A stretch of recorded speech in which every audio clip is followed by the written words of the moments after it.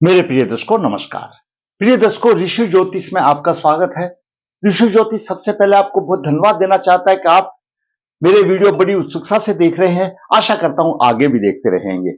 जैसा कि आपको पता है, ऋषि ज्योतिष वास्तविक कुंडली का विश्लेषण करके आपका मार्गदर्शन करता है। आप लोगों के जो सवाल आते हैं आपकी कुंडली में, किसी के पुत्र के लिए, किसी के लिए व्यवसाय के लिए, किसी के शादी के लिए, नाना प्रकार के सवाल आते हैं, उन्हीं के ऊपर आपका मार्गदर्शन करके ताकि आपका मार्गदर्शन के वीडियो बनाता ताकि आपका भी मार्गदर्शन हो और वह दोष और रोग और उसका उपाय दूसरे लोगों को भी ज्ञान की वृद्धि हो। और भी कोई भाई पीड़ित हो सकता है, कोई पुत्र पीड़ित हो सकता है, कोई पिता पीड़ित हो सकता है। आज एक होनहार पुरुष की कुंडली में बात करेंगे जिसका कि जन्म 2001 का है। दर्शकों, माता पिता की संतान चाहे कन्या हो या पुरुष हो, मतलब पुत्र हो या कन्या हो, जब जवानी की देहली पर रखती है तो उस समय उसको एक योग जीवन साथी की आवश्यकता होती है, क्योंकि उस समय माता पिता अपना फर्ज पूरा करना चाहते हैं और समय का तगाजा है। भाई जीवन साथी जब तो नाम दिया है, बिना जीवन साथी के लिए भाई बाकी कोई भी कुछ समझे, लेकिन मैं समझता हूं नो वाइफ, अगर वाइफ नहीं है तो कोई लाइफ नहीं है। No life without wife, no knowledge without college. तो जीवन में वाइफ तो जरूर चाहिए, जीवन साथी जरूर चाहिए। अगर स्त्री है तो उसका पति भी चाहिए। इतना लंबा जीवन हम कैसे व्यापन करेंगे? मान लिया किसी की आयु भगवान ने 70 साल रखी है, 80 साल रखी है, 90 साल रखी है, उसमें हर स्टेप बाय स्टेप हमारी जिम्मेवारी आती है। हम संतान, हमारे घर में संतान की किलकारियां होती है, हम उनको पढ़ाते हैं, स्कूल भेजते हैं, हमारा एक दिनचर्या बनता है और वह संतान बड़े होकर के हमारा सहारा भी बनती है। तो हर चीज के पीछे स्वार्थ लगा रहता है।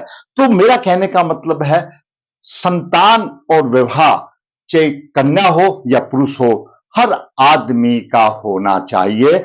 आज जो मैं कुंडली का विश्लेषण कर रहा हूं, उस कुंडली में प्रबल बाधा है, विवाह की प्रबल बाधा है।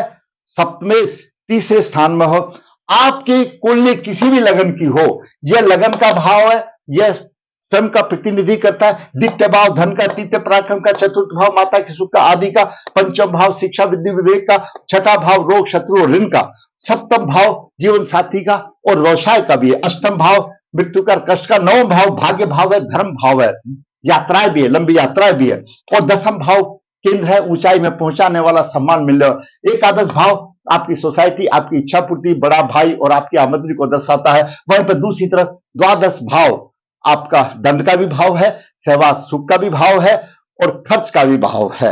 ये सभी ग्रहों का, सभी भावों का अपनी अपनी जगह महत्व है। अपने जन्म पर जब हमने जन्म लिया है तो हमारे साथ पूर्व जन्म के कर्मों का प्रभाव होता है और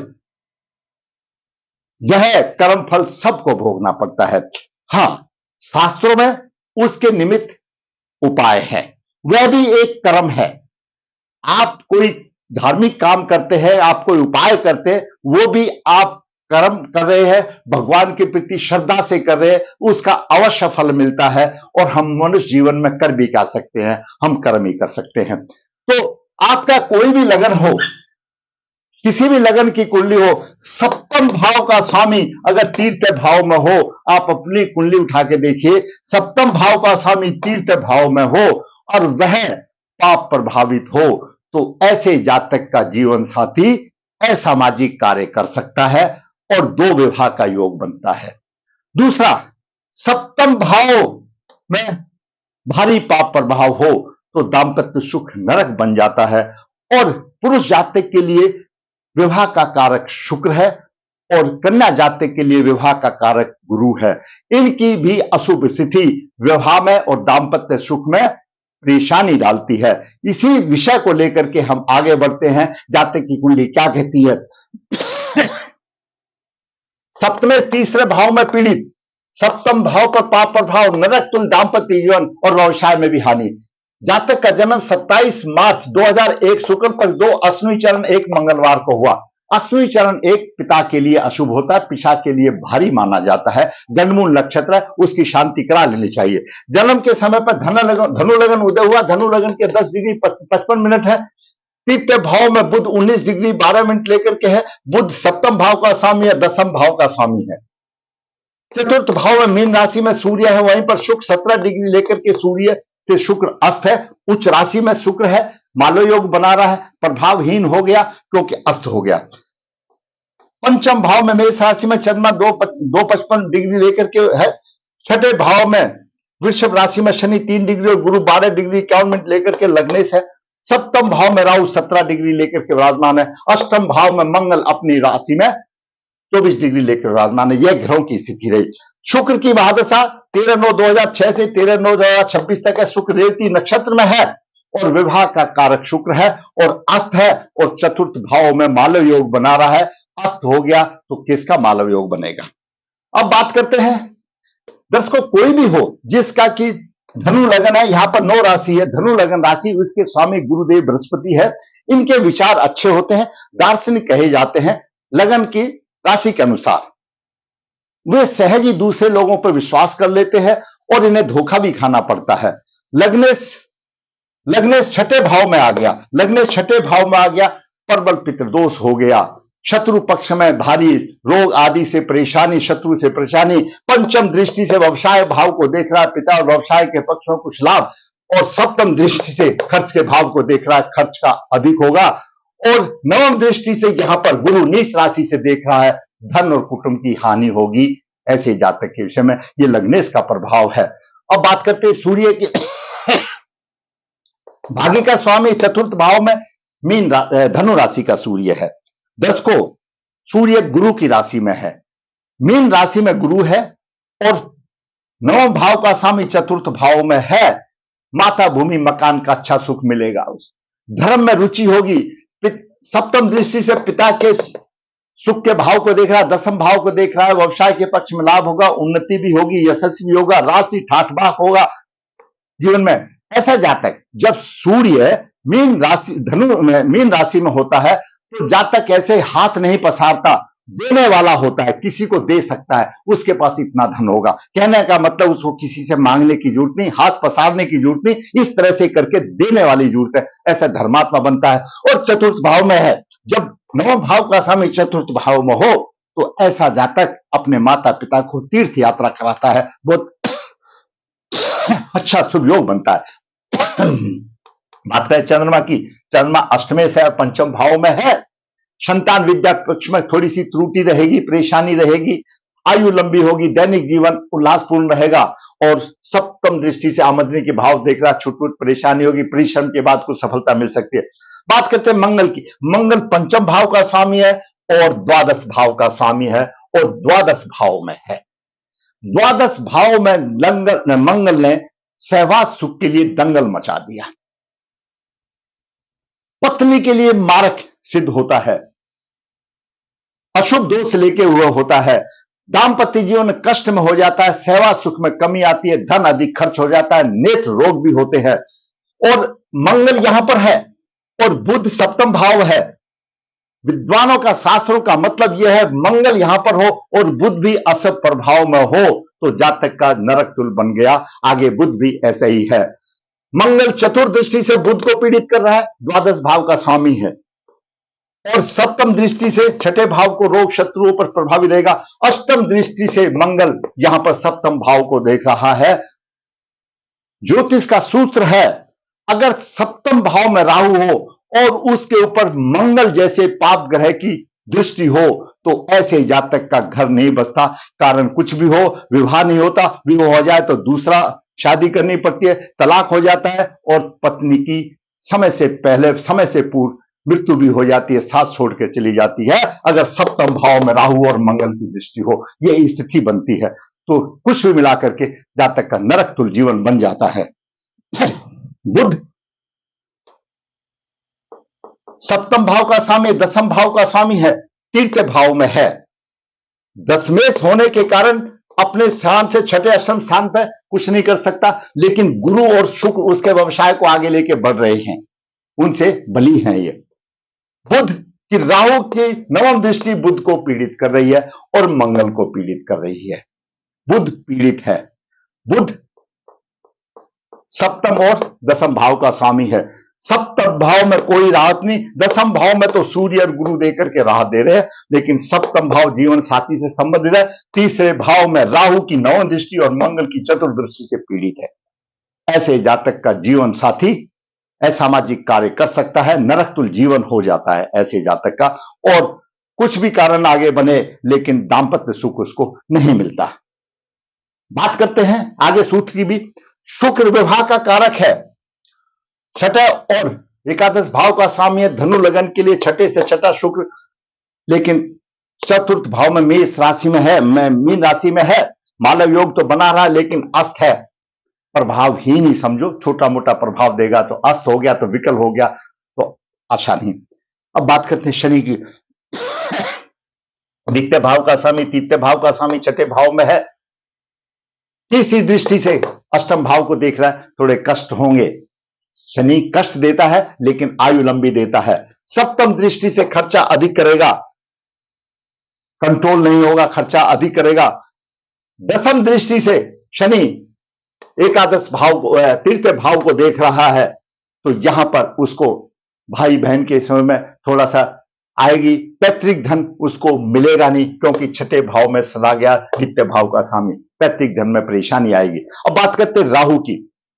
राहु सप्तम भाव में है, स्त्री पक्ष में विशेष शक्ति देगा अकेला राहु होने से, तो मिथुन का राहु है, लेकिन फिर भी वो एक से अधिक विवाह करा सकता है। लेकिन मंगल की दृष्टि है तो स्टैंप लग गई, इसके जातक के एक से अधिक विवाह होंगे ही होंगे, कारण जो कुछ भी हो। पंचम दृष्टि से आमदनी के भाव को देख रहा, उतार चढ़ाव होंगे। सप्तम दृष्टि से लगन भाव को देखा, दिमाग अस्थिर होगा, और नौ से पराक्रम अधिक होगा। और यहां पर राहु बुध को पीड़ित कर रहा है। राहु सप्तमेश को पीड़ित कर रहा है, सप्तम भाव में है, सप्तमेश को भी पीड़ित कर रहा है। केतु की बात करें, केतु लगन में है, बहादुर होगा, हिम्मत वाला होगा, मन में चिंता रहेंगी। पंचम दृष्टि संतान के भाव को देख रहा, परेशानी होगी, पेट में परेशानी होगी और भाग्य की हानि होगी राहु का। दर्शकों, एक ज्योतिष का सूत्र है, मैं हमेशा बताता हूं, सूर्य शनि द्वादश भाव का स्वामी, राहु और राहु अधिष्ठ राशि का स्वामी, ये 5 ग्रह पृथकवादी हैं। इनमें से 2 या 3 ग्रह जो कि अकारक हो, कुंडली में शुभ ना हो, उनका जिस भाव पर भावेश पर प्रभाव होगा उससे उसको पृथकता ला देंगे। धनु लगन की कुंडली है, मंगल द्वादश भाव का स्वामी है, पृथक का कारक ग्रह है और दाम्पत्य सुख के लिए अशुभ माना जाता है। सब चौथे दृष्टि से बुध को पीट रहा है, द्वादश भाव का स्वामी। राहु नवम दृष्टि से बुध को पीट रहा है, प्रथाजनक कार्य, राहु स्वयं प्रथाजनक कार्य हो गया। तो ऐसे जातक को दाम्पत्य जीवन में अशुभता मिलेगी। विवाह का कारक शुक्रस्थ है, विवाह का कारक शुक्रस्थ है, विवाह में परेशानी आएंगी। और शुक्र दाम्पत्य सुख देने वाला है, भोग विलास का कारक है। मैं हमेशा बताता हूं, सुख लक्ष्मी है, जिसका शुक्र बिगड़ गया उसका जीवन बिगड़ गया, तो दाम्पत्य सुख का अस्त हो गया। सप्तमे तीसरे भाव में राहु और मंगल का प्रभाव है, सप्तमे तीसरे भाव में राहु और मंगल का प्रभाव है, पृथाजनक का प्रभाव है, अपने जीवन साथी को अलग करता है, उसके साथ मधुरता नहीं रहती। सप्तम भाव में राहु और मंगल का प्रभाव है, और सप्तम भाव में राहु और मंगल का प्रभाव है, कहां से मधुरता आएगी? ऐसे जातक का मैंने बहुत कुंडलियां देख ली, विवाह में परेशानी, विवाह हो भी जाए तो अशुभ घटनाएं घटती हैं, नरक तुल्य जीवन बन जाता है। अब बात यह है कि इसका उपाय, दर्शकों, कर्म का फल सबको भोगना पड़ता है, उपाय भी एक किस्म से कर्म है, भगवान की स्तुति है। भगवान को श्रद्धा से याद किया जाए तो उपाय अवश्य फल देगा। ये उपाय आपके पास है, हमारे पास इस जादू की छड़ी कोई नहीं है। मैं हमेशा बताता हूं, आपकी श्रद्धा होनी चाहिए, भगवान को बस में करने की भगत में शक्ति होती है। पंडित या आचार्य तो आपका मार्गदर्शन कर सकते हैं। ये ग्रह आए क्यों, ऐसी स्थिति क्यों आई? पूर्व जन्म के कर्मों के आधार पर। पूर्व जन्म के कर्मों का, शुभ कर्मों का प्रायश्चित करना चाहिए। प्रायश्चित करने के बाद ऐसे जातक को भाग्य लग्नेश का रत्न धारण करना चाहिए, अवश्य गले में रत्न धारण करना चाहिए। और बुध, राहु और मंगल की इनकी शांति कराने के बाद, कालसर्प दोष की शांति कराने के बाद, क्यों केंद्र में कालसर्प योग, राहु केतु कालसर्प योग आ गया, विवाह से पहले दोष निकालने के बाद, विवाह से पहले अगर कोई कन्या जातक है तो उसको कुंभ विवाह करना चाहिए, और पुरुष जातक है उसको अर्क विवाह करना चाहिए। फिर छोड़ दो श्री प्रभु के ऊपर, जो उसने करना वो करेगा। आप सिर्फ इतना ही कर सकते हो, तो कम से कम इतना तो कर लो। अगर आपने श्रद्धा से किया तो मैं कहता हूं आपको अवश्य फायदा मिलेगा। इस चीज की मैं गारंटी बताता हूं, लेकिन श्रद्धा आपकी होगी। मैंने अपने अनुभव में दोनों चीजों को उतारा है, मैंने शास्त्रों को भी उतारा है, अपना अनुभव भी उतारा है, ज्ञान भी उतारा है, मैंने फायदा होते भी देखा है। जरूरत है आपकी श्रद्धा। श्रद्धा तो आपकी खुद की होगी, किसी पंडित जी या आचार्य की श्रद्धा नहीं हो सकती, उसका तो केवल मार्गदर्शन होगा। तो मैंने आज इस होनहार पुरुष की जाति की कुंडली में, अभी 23 साल की हो गई उम्र, हर अभिभावक सोचता है शादी हो जाए, कहां से होगी, दिक्कतें आ रही हैं। अपना कर्म करो। कर्म भी ये भगवान के प्रति जो श्रद्धा से कर्म किया गया उसका हमेशा फल मिलता है। भगवान आपका कर्म का ऋण कर्जदार नहीं रहना चाहता, वो तथास्तु हमेशा बोलेगा। जरूरत है आपके श्रद्धा में कर्म करने के लिए। मैंने आज होनहार बालक का आपके सामने विश्लेषण किया। उस बेचारे को परेशानी आ रही है, माता पिता को नींद नहीं आती, और भी ऐसी कन्याएं होंगी या पुत्र होंगे जिनके घरों में ऐसी समस्याएं आ रही होंगी। आप लिख दीजिए कमेंट बॉक्स में, रिसीव बॉक्स में, जितना भी। अगर रोज शादी का वीडियो बनाना होगा तो मैं बनाऊंगा, आपका मार्गदर्शन करूंगा, ताकि औरों का भी मार्गदर्शन होगा। दर्शकों, जैसा कि मैं आपको बताता हूं, मैं वास्तविक कुंडली का विश्लेषण करता हूं, आपका मार्गदर्शन करता हूं। अगर आपको मेरा वीडियो अच्छा लगा है, मैंने दोष भी बताया, उपाय भी बताया, तो आप मेरे वीडियो को लाइक अवश्य करें, शेयर करें, और दर्शकों जिसने मेरा चैनल सब्सक्राइब किया सब्सक्राइब करें, ताकि मेरा मनोबल भी ऊंचा हो और इसी प्रकार मैं वास्तविक कुंडलियां बना करके आपका मार्गदर्शन करता रहूं। जैसा कि आपको पता है, ऋषि ज्योतिष नर्मदा जी के तट के नजदीक है, नर्मदे है। यहां पर कालसर्प दोष, पितृदोष की पूजा की जाती है। जो इच्छुक है संपर्क कर सकता है। ऋषि ज्योतिष हाथ से पत्रिका लिखता है, निचोड़ देता है। जो इच्छुक है संपर्क कर सकता है। ऋषि ज्योतिष कन्या भाव के लिए गुण मिलान बिना किसी शुल्क के आपकी राह आसान करता है। जरूरत है संपर्क करने के लिए। ऋषि ज्योतिष आपके आ रही परेशानियों का वीडियो बना करके आपका मार्गदर्शन करता है। जरूरत है ऋषि ज्योतिष के चैनल पर बने रहने की, ताकि मेरा चैनल सब्सक्राइब करो और मेरा भी मन प्रफुल्लित हो, और इसी प्रकार मैं वास्तविक कुंडलियों का दोष और उपाय के साथ आपका मार्गदर्शन करता रहूं। धन्यवाद।